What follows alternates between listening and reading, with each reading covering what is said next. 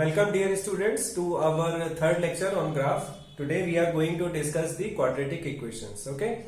So what is quadratic equation? The equation written in the degree 2. Okay. So the maximum power of the equation is 2. So this is the general equation, general quadratic equation where ax square plus bx plus c is equal to 0. Where the primary condition is this, that a cannot be equal to 0. If a will be is equal to 0, then this is not the quadratic equation because the second degree term will be 0. Okay, so this is the basic condition. So here we are going to discuss some algebraic concepts as well as the graphical version, graphical understanding of these equations. Okay, so this equation we can solve this equation using the quadratic formula, that is quadratic formula. Quadratic formula says the roots alpha or beta, the value of alpha and beta. Alpha and beta are the roots of this equation. Then they will be equal to minus b plus minus under the root b square minus 4ac upon 2a. So this is the solution of this equation. These are the two roots of the equation. Okay, alpha and beta. The sum of root can be given as alpha plus beta, can be given as minus b upon a, and the product of root alpha beta can be given as c upon a. Okay, so this is the mathematics behind it. The value of roots are this, and there are types of root. There are three types of root. Three types of roots are available. Okay, so क्या होता है? First type is your distinct roots. Okay, distinct roots. तो distinct roots की क्या condition है? तो ये b square minus 4ac का जो टर्म है d, that is d should be greater than 0. यदि ये ग्रेटर देन 0 होगा तो दो डिफरेंट वैल्यूज आएंगी, अल्फा की कुछ और वैल्यू आएगी, बीटा की कुछ और वैल्यू आएगी. ठीक है, सो उसी को हम कह रहे हैं डिस्टिंक्ट रूट. डिस्टिंक्ट मतलब अलग अलग रूट्स, बिल्कुल अलग अलग वैल्यूज हैं दोनों की. ठीक है, दूसरी कंडीशन हो सकती है कि इक्वल रूट्स हो. इक्वल रूट्स मीन्स अल्फा और बीटा की जो वैल्यू है वो बिल्कुल इक्वल हो एक दूसरे के. तो वो कंडीशन कब आएगी? जब हमारा डी 0 के इक्वल हो जाए. ठीक है, तो डी 0 के इक्वल हो गया मीन्स ये प्लस माइनस वाला जो पार्ट है ये हमारा 0 के इक्वल हो जाएगा.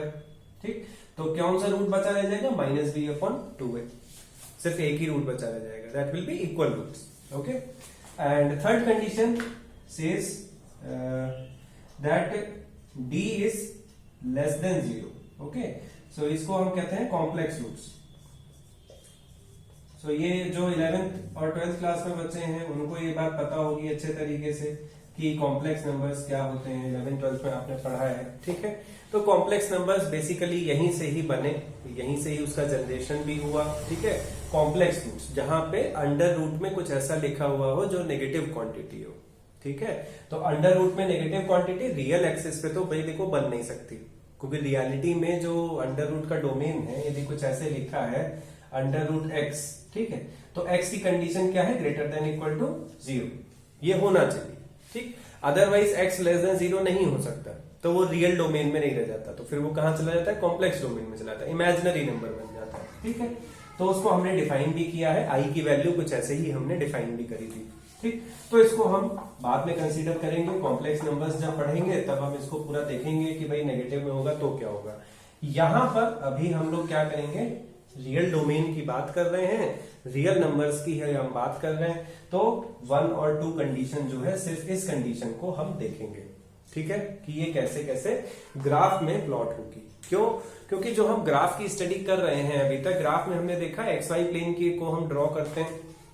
तो एक्स वाई प्लेन में ड्रॉ करने का मतलब है कि ये रियल एक्सिस होती हैं दोनों. एक्स और वाई हमारे रियल नंबर्स हैं. तो यदि रियल नंबर्स हैं तो वो हम रियल रूट्स की ही बात करेंगे, कॉम्प्लेक्स रूट्स की तो बात उसमें हम कर नहीं लेंगे. ठीक, तो होगा क्या कि हम इस तरीके से इसको शो करना शुरू करेंगे कि यहां देखो दो कंडीशंस बनेंगी. पहले तो हम ग्राफ किस इक्वेशन का बना रहे हैं ये लिख लें, that y is equal to ax² bx + c, इसका हम ग्राफ बनाएंगे जहां पर a की वैल्यू 0 नहीं हो सकती है।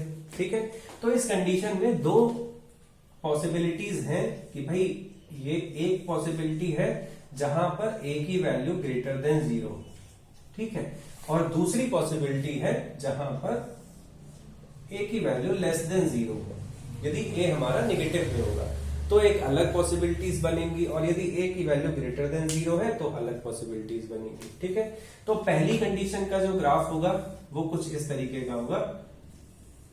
अब कहीं पे भी हो सकता है, ये मैं बस एक बताने के लिए आपको बना दे रहा हूं। कुछ इस तरीके का ग्राफ बनेगा।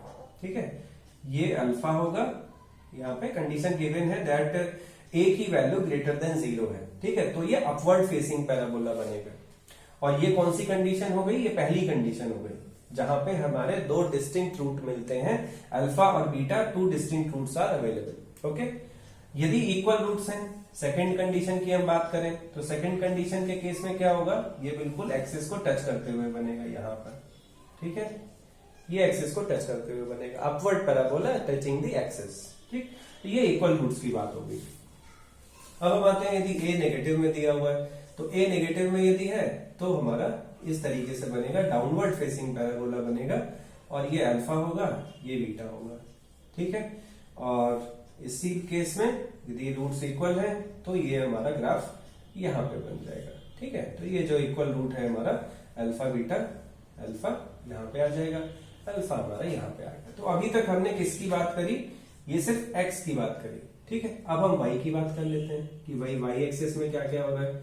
ठीक है, तो y की वैल्यू की यदि हम बात करें तो भाई आपसे क्वेश्चन ये पूछा जाएगा कि भाई y, ये इक्वेशन किस वैल्यू के लिए पॉजिटिव वैल्यू क्रिएट लेती है, या फिर किस x की किस वैल्यू के लिए ये नेगेटिव में जाएगी। ठीक है, लेस देन 0 होगी इक्वेशन की वैल्यू। मींस वो पूछ क्या रहा है? वो y की वैल्यू पूछ रहा है आपसे। ठीक है, तो आप यहाँ पे देख रहे हो क्लियरली, जब a ग्रेटर देन 0 है तो अल्फा से छोटा, मतलब जब x की वैल्यू लेस देन अल्फा है तो y की वैल्यू प्लस में है। ठीक है, अल्फा और बीटा पे 0 हो गई y की वैल्यू, और इन दोनों के बीच में ये नेगेटिव वैल्यू हो गई। ठीक है, तो ये पॉजिटिव वैल्यूज है हमारी, ये मैं पॉजिटिव बना देता हूं, ये पॉजिटिव वैल्यूज है। ठीक है, ये भी पॉजिटिव वैल्यूज है, और ये हमारी नेगेटिव वैल्यूज है। ठीक है, मतलब कोई भी रूट आता है इक्वेशन का तो उसके बीच में, मतलब अल्फा और बीटा के बीच में जो इक्वेशन होगी, टोटल क्वाड्रेटिक इक्वेशन, वो नेगेटिव वैल्यूज लेगी, और यदि वो अल्फा से छोटा है या फिर बीटा से बड़ा है तो उस टाइम पे वो पॉजिटिव वैल्यूज ले रही होगी। ठीक है, सेम यहाँ पे भी इसी तरीके से बनेगा। यहाँ इक्वेशन नेगेटिव वैल्यूज कभी ले ही नहीं सकती है, जैसा हमने पहले भी देखा था कि भाई यदि इसके बीच में इक्वल रूट्स है, इक्वल रूट्स में नेगेटिव वैल्यू कहीं आ ही नहीं सकती है, और पॉजिटिव वैल्यू हमारे टोटल अल्फा से इधर उधर तक पॉजिटिव वैल्यू आ रही है। ठीक है, तो पॉजिटिव वैल्यू इधर हो गई, पॉजिटिव वैल्यू इधर हो गई, नेगेटिव में कोई वैल्यू है ही नहीं, इक्वल टू 0 की जो वैल्यू है वो अल्फा पे हमें मिल रही है। ठीक है, तो ये हो गई y की बात। सेम इसी तरीके से यहां पर देखा जाए तो अल्फा से छोटी वैल्यू यदि x की है, ठीक है, तो ये नेगेटिव में ले रहा है, और अल्फा बीटा के बीच की जो वैल्यू है दैट इज पॉजिटिव।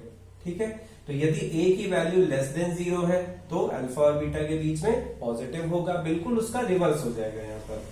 ठीक, अगेन यहाँ पे सारी वैल्यूज नेगेटिव में ही होंगी, कोई भी पॉजिटिव वैल्यू नहीं होगी।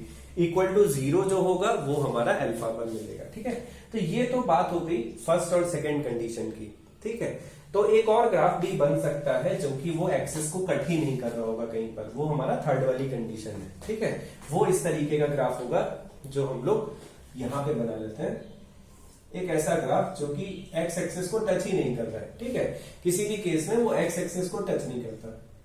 ठीक, तो मतलब वो इक्वल टू 0 कहीं पे आ ही नहीं रहा है, इक्वल टू 0 कहीं पे नहीं आ रहा, means there are no real roots. ठीक है, तो ये मैंने a ग्रेटर देन 0 के लिए बना दिया, a लेस देन 0 के लिए बनाएंगे तो कुछ ऐसा बन जाएगा, इस तरीके से नीचे बन जाएगा। ठीक है, ये बन जाएगा a लेस देन 0 के लिए, लेकिन यहाँ पे हो क्या रहा है कि कोई भी रियल रूट हमें मिल ही नहीं रहा है। एक्स और वाई की कोई भी, सॉरी एक्स की ऐसी कोई भी वैल्यू नहीं है जो इसको जीरो कर रही हो, कहीं पे इक्वल टू जीरो ला रही हो। ठीक है, तो ये हमारी कौन सी कंडीशन है, थर्ड कंडीशन, जहां पे हमें कॉम्प्लेक्स रूट्स मिलते हैं।